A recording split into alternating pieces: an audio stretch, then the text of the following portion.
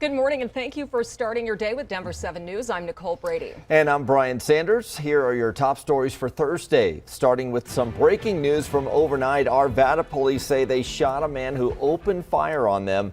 They say he had just stolen an SUV at gunpoint from a woman in a shopping center at Sheridan and West 64th Avenue. Police saw the carjacking and chased the suspect. They say he then shot at them and officers returned fire, hitting him. He is now in the hospital. The woman and officers were not hurt. Sheridan was closed during the investigation, but has since reopened.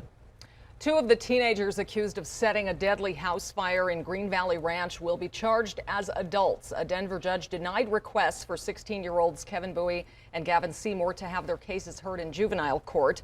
They're facing 60 charges related to the 2020 arson that killed 5 members of the Gio family. They'll be back in court in March. A third teenager is being charged in juvenile court.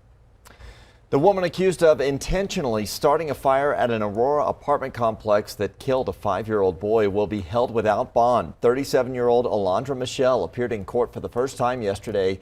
In addition to denying bond, the judge also suppressed the arrest affidavit, so it could be a while before we learn what she may have said to police. Investigators say she set the fire in an unrelated domestic incident, and the flames then spread through the complex up to the boy's apartment. Here's meteorologist Lisa Hidalgo with your Denver 7 Weather Action Day forecast. And snow is starting to develop across parts of northeastern Colorado, and we'll gradually see more of that in and around town this morning.